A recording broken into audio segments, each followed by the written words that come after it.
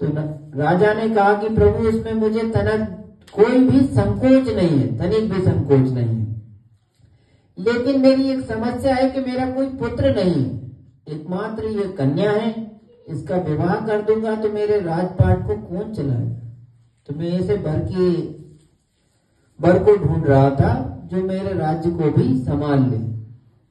अगर आप विवाह करना चाहते हैं तो आपको यहीं रहकर मेरे बाद मेरे राज्य को संभालना होगा। तब नारद जी को तो उस समय हर शर्त मंजूर थी, स्वीकार किया उन्होंने। विवाह हुआ। विवाह के कुछ समय पश्चात राजा वृद्ध थे, उनकी मृत्यु हो गई। नारद जी के 2 पुत्र और 1 पुत्री ने जन्म लिया। नारद जी राजा हो गए। अब राजकाज का कोई अनुभव तो था नहीं, उनको तो एक ही काम आता था, नारायण नारायण। और उस समय वो भी भूल गए क्योंकि वो राजा बन गए थे। मंत्रियों ने जैसा कहा वैसा आदेश दे दिया। राज्य में अव्यवस्थाएं फैलने लगी, क्योंकि जब जैसे पंडित जी से आप कह दो कि भैया बर्फ हटा दो, तो शस्त्र को पंडित जी पकड़ेंगे कैसे, पहले कैसे हटाते। उसी प्रकार राजा नारद जी जब राजा बने तो उन्हें कोई अनुभव नहीं था। वो हर कुछ जो सचिव ने कह दिया आदेश पारित कर दिया। तो आसपास के राज्यों में ये सूचना फैलने लगी और पास के एक राजा ने उन पर आक्रमण कर दिया। अब जिनको राज्य चलाना नहीं आता था वो युद्ध क्या लड़ेंगे। नारद जी के सारे सैनिक मारे गए। नारद जी अपनी पत्नी और बच्चों को लेकर गुप्त मार्ग से महल से निकल गए। तो जंगल में जाते हुए उन्होंने विचार किया कि अगर बाहर गए तो सिपाही पकड़ लेंगे, सजा होगी, मृत्यु दंड मिलेगा।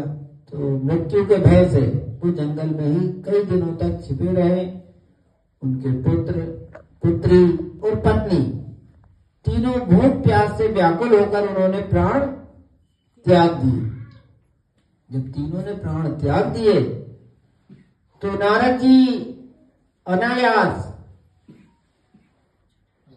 ही मन में विचार करने लगे कि भगवान में कहां गए, मैं तो प्रभु के पास था, हे प्रभु मुझे बचाओ। ये कहकर उन्होंने जल में नदी में कूद गए। अपने प्राण जैसे ही नदी में कूदे और अपनी आंखें खोली तो वो उसी पल भगवान के पास। तो जैसे ही आंख खुली तो वो घबरा गए एकदम से और भगवान से कहा, प्रभु मैं तो आपके लिए पानी लेने गया था, प्यास लग रही थी।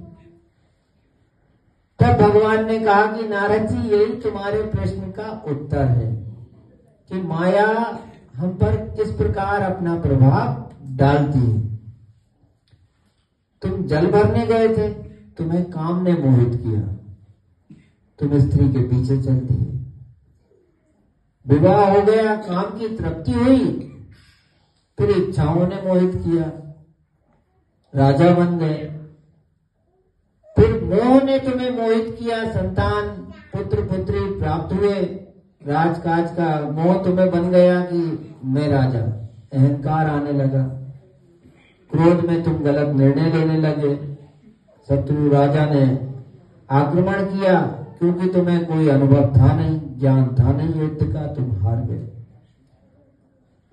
तो उसी प्रकार मनुष्य भी अपने जीवन में अहंकार, क्रोध, काम, इच्छाओं, वासनाओं के से मोहित होकर निरंतर पाप और अशुभ कर्म जब व्यक्ति करता है तो वो अपनी इच्छा से नहीं करता। कहते ना किसी ने चोरी की तो वो खुशी से नहीं कर रहा, उसे ये लग रहा मैं अच्छा काम कर रहा हूं, मैं तो अपनी इच्छा पूरी हो रही है। उसे ये नहीं लग रहा है, जिस दिन उसे ये अनुभव होगा कि मैं गलत कर रहा हूं वो नहीं करेगा। तो नारद जी को भगवान नारायण ने यही उत्तर दिया कि नारद तुम्हारे सभी प्रश्नों के उत्तर मिल गए। नारद जी ने भगवान को प्रणाम किया, दंडवत प्रणाम किया और उनसे ये वर मांगा कि हे प्रभु अब आगे मुझे कभी भी आपकी माया का प्रभाव ना हो, ऐसी कृपा मुझ पर आप सदा बनाए रखिएगा, क्योंकि आपकी माया बड़ी प्रभावशाली है। वो एक क्षण में, जैसे नारद जी को ये लगा कि मैं आंख बंद करने के पहले राजा था और आंख खोलते ही भगवान के पास था। तो जो भगवान के परम भक्त हैं वो भी माया से मोहित हो जाते हैं, तो हम सब सांसारिक लोग तो मोहित होने के ही ठहरे। इसलिए ये भी ना सोचे कि हम बस 24 घंटे भगवान का नाम लेंगे, क्योंकि कई लोग अभी फोन देख रहे होंगे चिंता में कि कहीं जाना है, किसी से बात करना है, अभी भी माया मोहित होंगे। चिंताएं मन में बनी होगी कि आगे ना जाना है, किसी से कोई बात करनी है, क्योंकि ये माया है, इससे कोई भी बच नहीं पाया। जब नारद जी नहीं बचे तो हम लोग सामान्य।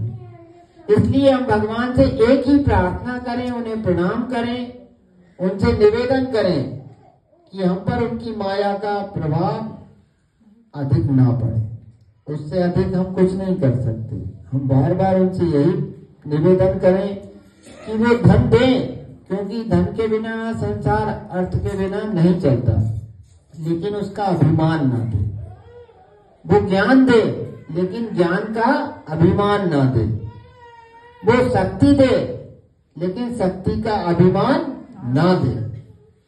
वो आपको समर्थ बनाए, सत्तावान बनाए, लेकिन उसका अभिमान ना दे। कुल मिलाकर किसी भी वस्तु का जब आपको अभिमान होगा तो आप उसका दुरुपयोग करेंगे, चाहे वो शक्ति हो, सत्ता हो या धन हो। तो भगवान लक्ष्मी नारायण आप सब पर